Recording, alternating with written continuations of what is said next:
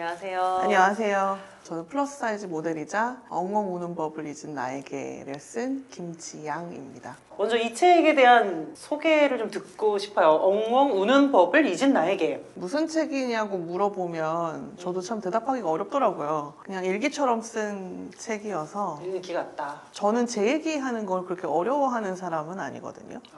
근데 누가 물어보지 않아서 직접 이야기한 이야기들이 많은 그런 책이라고 말씀드리고 싶어요. 그 문장 좋은데요? 난 내 얘기하는 거 어렵지 않은데 아무도 안 물어봤다. 물어보면 한다. 그게 바로 이 책이다. 제가 이제 모델로서 딱 적당하다라고 생각하는 체형과 몸무게를 유지하기 위해서 되게 많이 노력을 했고 그리고 그 몸매에서 벗어나면 큰일이 난다고 생각했어요. 그리고 이제 사람들이 네가 무슨 직업인이야, 너는 그냥 너 아무것도 아니잖아 라고 이야기하는 것에 정말 좀 질려서 그래? 그러면 내가 어떻게까지 할 수 있는지 두고 봐. 약간 이런 마음이었던 것 같아요. 그래서 한 5년 가까이 몸무게를 동결인 채로 유지했거든요. 누가 그러더라고요. 몸무게는 당연하게 시간이 지나면서 조금씩 늘어나는데 그게 늘어나지 않았다는 건, 동결됐다는 건 감량했다는 거랑 똑같은 뜻이라고 하더라고요. 내가 그렇게까지 하지 않아도 됐을 텐데 라는 생각을 뒤늦게나마 많이 했죠. 그럼 지금 좀 유연성을 갖게 됐다라고 하셨는데 네. 지금은 이제 뭐 동결 아니고 상관없어 뭐 이런 건가요? 지금은 조금 감량을 하고 있어요. 지금은 제가 정신과 약을 먹으면서 체중이 늘어날 수밖에 없어요. 그렇죠. 네, 맞아요. 그래서 그러다 보니까 이제 간에 부담이 되더라고요. 그러면 지금 정확히 드시는 약이 지금요. 항우울제랑 항우울제랑 이제 조증 약, 조울증 약을 먹는 거죠. 조울증이라는 거를 이제 제가 책에서 봤어요. 어떤 면 때문에 조울로 진단을 받게 되셨을까? 아무것도 안 하는 순간을 도저히 견딜 수 없고 끊임없이 뭔가를 계속 하고 있어야 되고 그럼에도 불구하고 모자르다고 생각하고 그러다가도 한없이 아무것도 하고 싶어지지 않아지고 그래서 이런 것들이 좀 반복적이었던 것 같은데 저는 이 주기가 굉장히 짧았어요. 하루 동안에도 아주 고점을 찍었다가 아주 저점을 찍었다가 다시 올라오기도 하고 잠을 못 자고 한 48시간 넘게 깨어있고 정말로 친구들 도움이 없으면 이 자리에 없었을 거예요. 네. 학창 시절에 내가 좀 왕따를 당했었다 이런 얘기를 이제 쓰셨어요.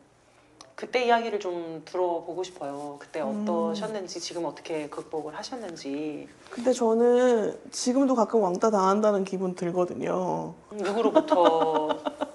뭐 예를 들면 뭐 친구들이라든지 아니면 뭐 어떤 무리에 있을 때 그 사이에서 뭔가 환영받지 못하는 존재라는 느낌을 받을 때가 왕왕 있거든요.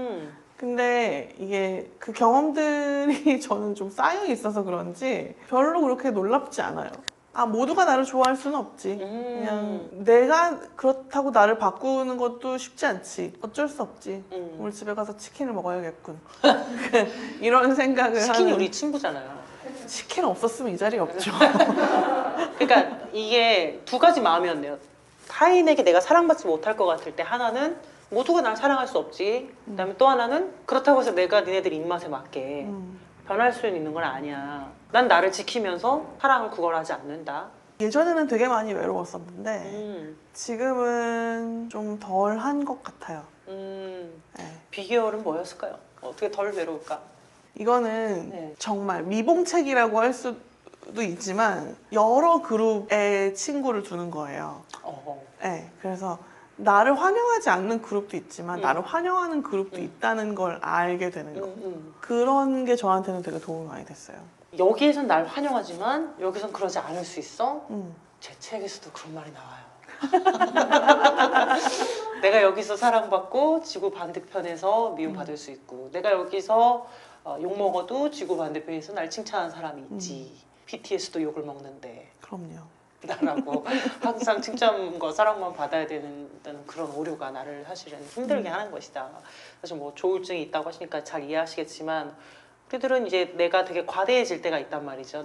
맞아요. 내가 되게 과대해질 때는 그게 별다른 게 아니라 나 되게 멋있고 잘났어 이런 마음을 갖는다는 게 아니라 내가 과대해졌다는 거는 나는 꼭 사랑을 받아야 돼. 난 인정을 받아야 돼. 난 거절되면 안 돼. 이 마음이 사실은 되게 크다고 또 한편으로 설명할 수 있을 것 같아요. 내가 덜 외로울 수 있는 비결은 난 미움받을 수 있음을 받아들이고 날 사랑해주는 사람도 있고 미워하는 사람도 있어. 다 환영해줄 수는 없어. 난 내가 사랑받기 위해서 내 자신의 나됨을 나됨, 그러니까 됨이 아니라 나됨을 버리지는 않아. 이거잖아요. 그쵸. 좋네요. 제가 되게 인상 깊게 보았던 문구 중에서 이런 게 있더라고요. 2.8kg이었던 나도 87kg이었던 나도 똑같은 나인데 질량이 늘었다고 해서 불행과 행복에 갈린다는 게 또 그나마도 절대적 기준이 아니라 상대적 기준으로 따진 것이라는 게 얼마나 웃긴 일이냐. 이런 마음을 갖기가 정말 쉽지 않잖아요. 그쵸. 우리가 몸무게를 동결시킬 줄 아는 사람은 되게 어떻게 보면 완벽주의적이고 강박적이고 자기 통제가 강한 사람들이 맞아요. 그걸 하는 거란 말이에요. 그러니까 몸무게로서 나를 통제하고 싶은 욕구가 되게 강한 사람. 그래서 거기서 벗어나면 큰일 나는 줄 아는 사람이 몸무게 동결에 집착하거든요. 근데 제가 그런 사람 중에 하나이기 때문에 전 너무너무 이 마음을 잘 이해해요. 어떻게 그게 괜찮아질까? 아무도 나한테 관심 안 가지잖아요. 내가 몸무게를 동결하고 싶은지 뭐 그러네요. 아니면 뭐 예. 몇 킬로를 찌우고 싶은지 아무도 관심이 관심 없어. 없죠. 네, 그리고 엄마도 나한테 관심이 없어 심지어. 그럼요. 피부치도 피부치고 친한 친구고 나한테 관심 있는 사람이 생각보다 그렇게 많이 없어요. 그러면 나한테 관심을 줘야 될 사람은 결국 나더라고요. 그래서 예를 들면 제가 어릴 때부터 하던 방법인데 안 괜찮은 순간에 괜찮아야 될 때가 있잖아요. 네네네.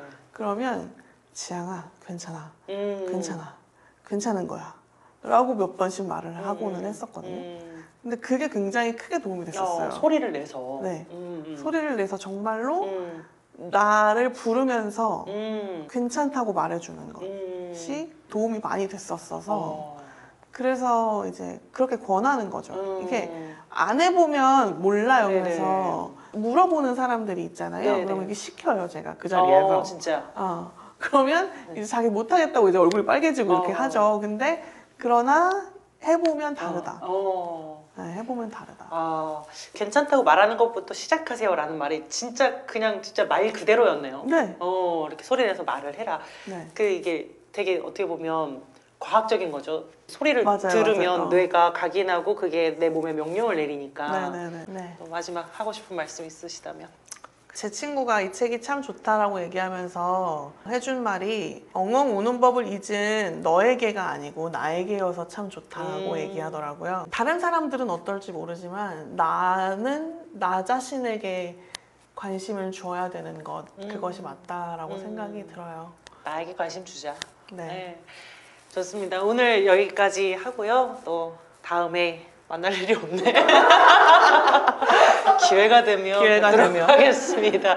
네, 인사드리겠습니다. 네. 안녕.